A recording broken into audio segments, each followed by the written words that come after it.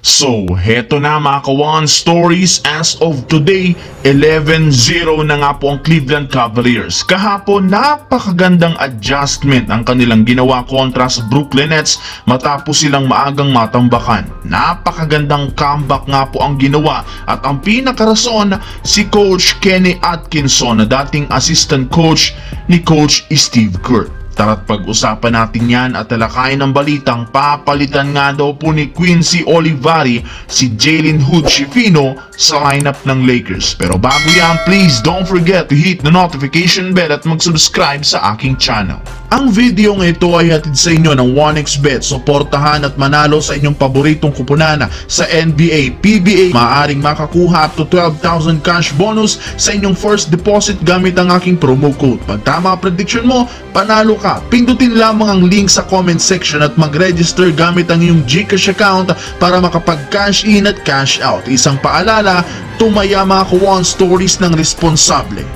Para nga po sa inyong kaalaman mga kawan stories, ang Cleveland Cavaliers ang kauna-unahang team simula 2016 Golden State Warriors na nakapagtala ng record ng 11-0 simula regular season. Ibig sabihin na legit na malakas ngayon ang Cavaliers, lalo pat ilang mga malalakas na kupunan na naman ang kanilang napatumba. At ang maganda pa dyan, maaari pa nga pong kayanin ng Cavaliers na ma-extend sa 15-0 since hindi rin naman ganoon kalakasan ng apat na teams na kanilang kakalabanin. Kabilang dyan ang napaka-inconsistent na team ng Chicago Bulls na 2 beses na nga nilang makakatapat, ang undermanned na kupunan ng Philadelphia 76ers at ang sobrang nag-i-struggle at nagkakagulo na Milwaukee Bucks. Kaya malaki ang tsansa na maging madali para sa kanila na makakuha ng 4 na sunod na panalo bago pa man nila harapin ang defending champions. Pero kahit napatunayan ng Celtics na isang legit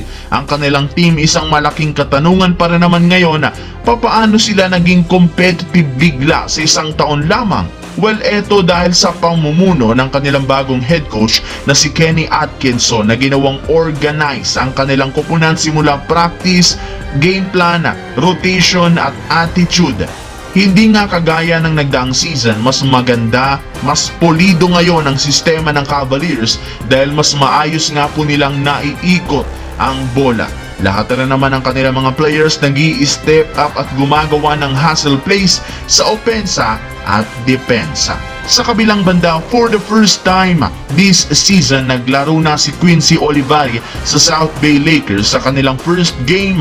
First na panalo rin sa G-League kahapon kung saan nagtala nga ito ng 28 points, 10 rebounds, 6 assists, which is ito ang pinakamagandang performance sa team. Kaya di na nakapagtataka bakit marami sa kanilang mga fans ang natuwa at nagsabi na nararapat lamang nga daw na ilipat ito sa main lineup ng Lakers. Nasasapawan niya nga dito sina Max Lewis at maging si Bronny na patuloy pa rin namang nag-i-struggle. At dahil nga sa magandang laro na ipinakita ni Olivari, meron nga pong isang analyst mula sa Lakers ang naniniwala na hindi nga daw magtatakal i-convert ni Rob Pelinka ang 2-way contract nito sa isang standard contract. Mas deserve nga nito na makasama sa lineup kesa sa ibang mga players gaya ni Jalen Hood-Schifino na malapit na nga pong tanggalin sa kanilang team. At once na mangyari ito, inaasahan na papalitan ito ni Quincy Olivari.